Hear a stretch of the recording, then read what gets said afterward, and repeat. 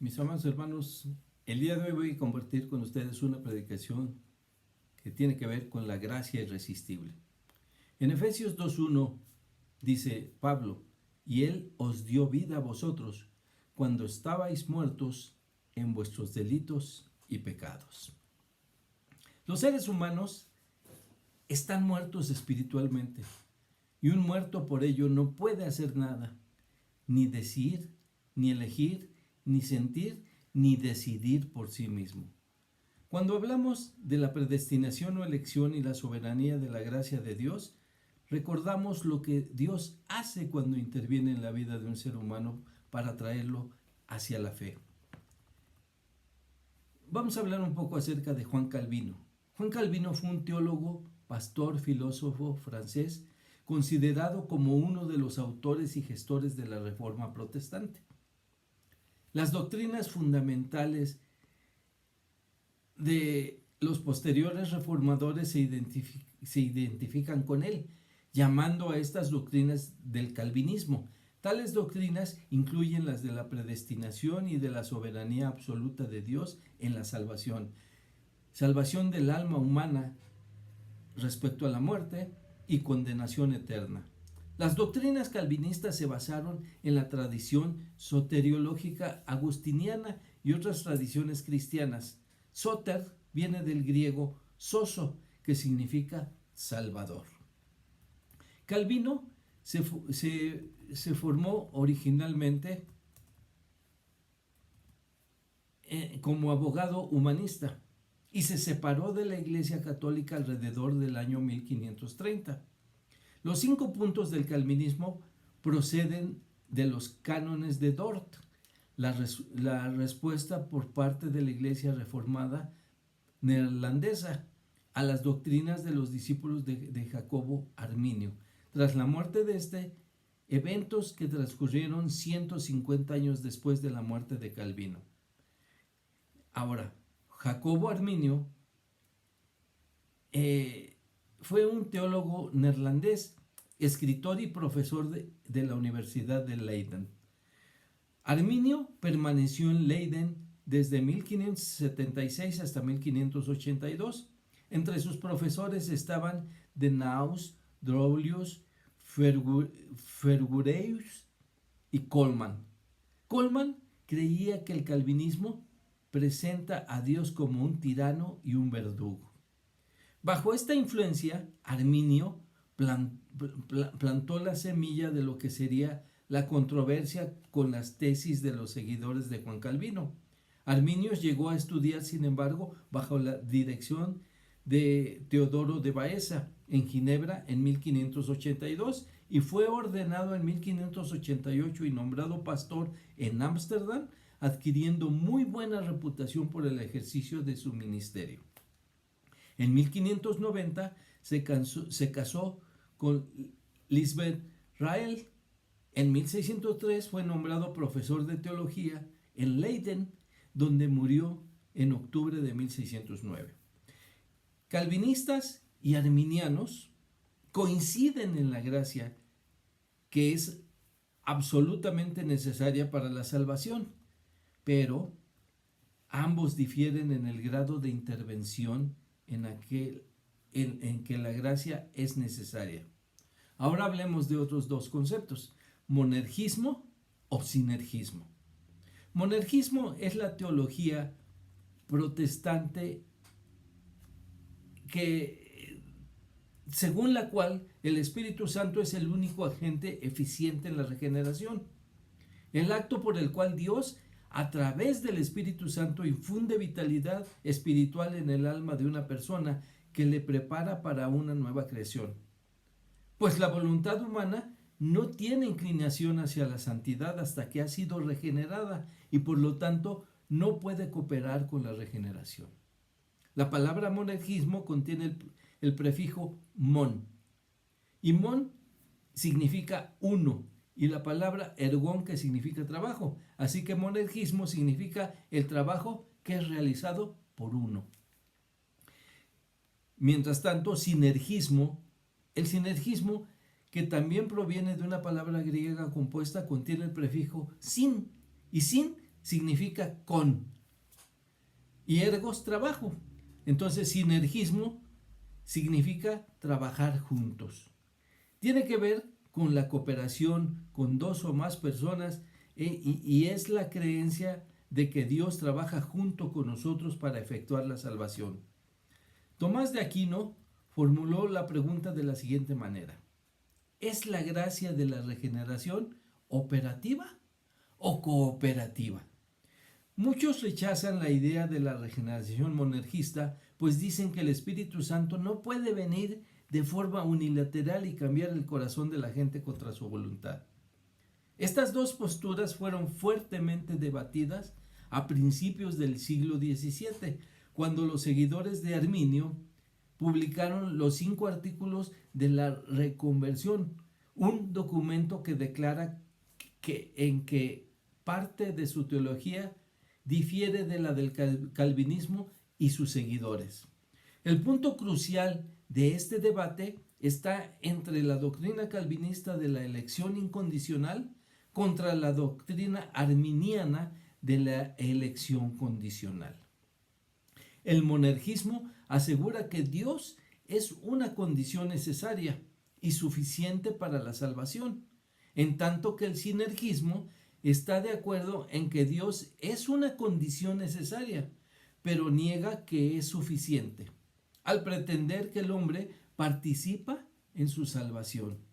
Si uno cree que la elección es incondicional, entonces uno se inclinará por la doctrina monergista de la salvación. Pero, por el contrario, si uno sostiene que la elección está basada en el conocimiento previo de Dios de quien va a creer en Él, entonces uno se inclina hacia el movimiento sinergista. ¿Cuál es tu postura, hermano? ¿Monergismo o sinergismo? Inclina tu rostro y oremos al Señor. Padre bendito, te damos gracias, Señor, porque podemos exponernos a tu palabra y obtener respuestas acerca de estos cuestionamientos. Te rogamos la guía de tu Espíritu Santo y te pedimos que nos muestres tu verdad en tu palabra. Esto te lo rogamos en el nombre de Cristo Jesús. Amén. ¿Cuál es tu postura? La predicación de hoy es la gracia irresistible. Punto número 1. La gracia irresistible se basa en la soberanía absoluta de Dios. En Juan 6, 37 a 38 nos dice el Evangelio: todo lo que el Padre me da, vendrá a mí, y al que a mí viene, no le echo fuera, porque he descendido del cielo, no para hacer mi voluntad, sino la voluntad del que me envió. Todo lo que el Padre me da. Estos versículos nos hacen ver la voluntad soberana de Dios al elegir a aquellos que vienen a Cristo para salvación. El Padre predestinó a los que serían salvos, como ya lo podemos ver en la cadena de salvación, en la cadena de oro en Romanos 8:30. Y a los que predestinó, a estos también llamó, y a los que llamó, a estos también justificó, y a los que justificó, a estos también glorificó. ¿Cuál es la base de la confianza de Jesús en el éxito de su misión? La respuesta es la soberanía absoluta de Dios. Y para el cristiano, la seguridad de la salvación reside igualmente en la soberanía absoluta de Dios. Dios garantiza que todo, refiriéndose a todo aquel que Él ha elegido, y todo aquel que Él ha elegido vendrá a Cristo para salvación. Al decir Jesús me da, está afirmando que cada persona es escogida por Dios y traída a Él. Y esto debe considerarse como un regalo, como una dádiva, porque Dios es el que elige. Es un acto de amor del Padre para Cristo, dándole esos regalos, esas dádivas, esas almas que han de ser salvadas. Y así el Hijo recibe cada dádiva de amor y Él no la echa fuera, ni lo rechaza. Y también está diciendo, vendrá a mí. Invariablemente, todo aquel que es llamado para salvación, de una u otra forma, vendrá a Cristo, porque esta es la voluntad absoluta de Dios. Juan 6:39 continúa diciendo, y esta es la voluntad del Padre, el que me envió, que de todo lo que Él me diere, no pierda yo nada, sino que lo resucite en el día postrero. El Padre por su voluntad da al Hijo a las personas que le seguirán, y Jesús atesora todo aquel que el Padre le está enviando. Él lo recibe y no lo pierde, y promete guardarlo. ¿Hasta cuándo, hermano? Hasta el día postrero en que será resucitado. Punto 2.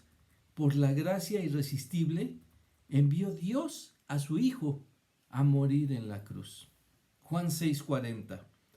Y esta es la voluntad del que me ha enviado, que todo aquel que ve al Hijo y cree en Él, tenga vida eterna, y yo le resucitaré en el día postrero.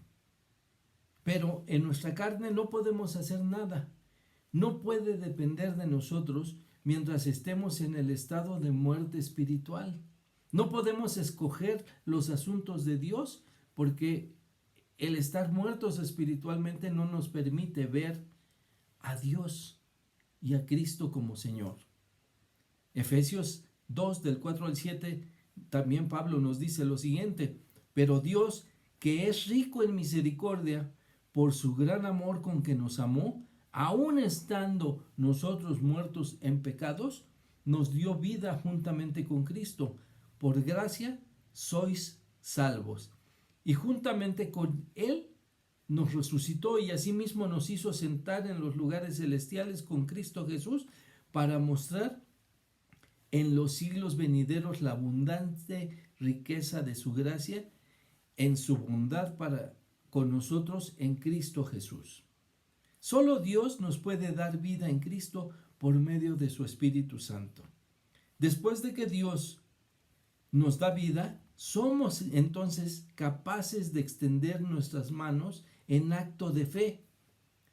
Pero el primer paso solamente lo da Dios, proveyendo así la vida eterna a todos los que creen. La gracia de Dios en su gran amor por los suyos es en Cristo Jesús. Juan 3:16, porque de tal manera amó Dios al mundo que ha dado a su Hijo unigénito para que todo aquel que en él cree no se pierda, mas tenga vida eterna. De tal manera amó Dios al mundo. En otras palabras, así amó Dios al mundo. Amó a lo que él creó. Dios expresó su gran amor enviando a su Hijo Jesucristo a la tierra para morir en la cruz. Dios envió a su Hijo para cargar el castigo por los pecadores de todo aquel que se arrepienta y siga a Jesús. Todo aquel que confía en Jesús, que confía en que la vida, muerte y resurrección de Jesús es suficiente para reconciliarnos con Dios, para reconciliar al pecador con el Padre. No se pierda para que no sufra el juicio eterno.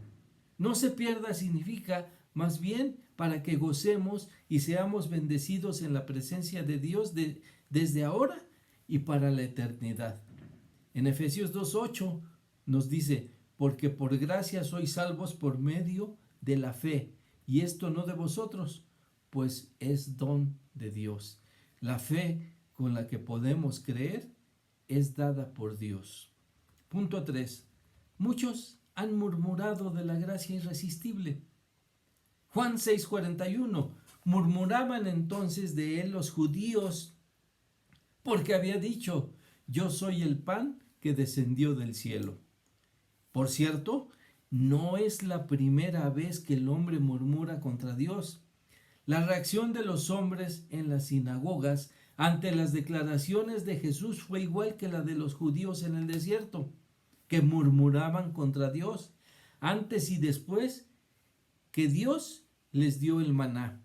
Éxodo 16:8 nos dice, dijo también Moisés, Jehová os dará en la tarde carne para comer y en las mañanas pan hasta saciaros, porque Jehová ha oído vuestras murmuraciones con que habéis murmurado contra él, porque nosotros, ¿qué somos? Vuestras murmuraciones no son contra nosotros, sino contra Jehová. Y en Números 14:27 también dice: ¿hasta cuándo oiré a esta depravada multitud que murmura contra mí las querellas de los hijos de Israel, que de mí se quejan? Dice el Señor. Los judíos tenían endurecido el corazón y no entendían lo que Jesús les dijo: yo soy el pan que desciende del cielo. La indignación de los judíos se centraba en dos cosas. Jesús afirmó ser el pan, y Jesús afirmó que vino del cielo. Tanto los judíos en Jerusalén como los de Galilea reaccionaron en forma negativa porque Jesús se puso al mismo nivel de Dios. Muchos de los que no querían escucharle por tener el corazón endurecido solo veían en Jesús su origen terrenal. Murmuraban de lo siguiente, de lo que ellos veían y creían conocer. Juan 6:42, y decían: ¿no es este Jesús el hijo de José, cuyo padre y madre nosotros conocemos? ¿Cómo pues dice que descendió del cielo? Ellos hablaban de lo que sabían o habían escuchado de Jesús. Sabían que Jesús era Galileo y las murmuraciones brotaban de la raíz de su incredulidad por su corazón endurecido. Por eso Jesús era perseguido y no era seguido. Por eso la muerte de Jesús era inevitable, pues las murmuraciones y comentarios en contra de él seguían creciendo cada vez que él hablaba al pueblo. Y el Señor solamente les decía en una respuesta mansa y humilde. Juan 6:43, Jesús respondió y les dijo: no murmuréis entre vosotros. Simple y sencillamente. Punto número 4. La gracia irresistible es bendición para aquellos que oyen y aprenden de Dios. Juan 6:44. Ninguno puede venir a mí si el Padre que me envió no le trajere, y yo le resucitaré en el día postrero. Ninguno puede venir a Cristo si no antes el Padre realiza una serie de cambios en aquel que ha de ser salvo. Cambios que son hechos por el Espíritu Santo de Dios. Dios capacita dándole nueva enseñanza para cambiar sus vidas. Juan 6:45, escrito está en los profetas: y serán todos enseñados por Dios. Así que todo aquel que oyó al Padre y aprendió de él, viene a mí. El Padre concede a las personas el deseo de seguir a Jesús. Dios mismo, por medio de su Espíritu, enseña a los que han de ser suyos. Isaías 54:13 dice el profeta: y todos tus hijos serán enseñados por Jehová, y se multiplicará la paz de tus hijos. Otro profeta, Jeremías 31:33, pero este es el pacto que haré en la casa de Israel después de aquellos días, dice Jehová: daré mi ley en su mente y la escribiré en su corazón, y yo seré a ellos por Dios y ellos me serán por pueblo. Dios crea un pueblo fiel a su pacto, enseñándoles, grabando su ley en sus mentes, escribiendo su palabra en sus corazones, enseñándoles que Él es Dios y Rey soberano, y reconocer que nosotros somos su pueblo con los derechos de ser suyos. La promesa continúa con el objetivo de los pactos de Dios. Dios prometió un nuevo pacto con la dinámica espiritual divina, por medio de la cual todas las personas que conozcan al Señor participarán en la bendición de la salvación.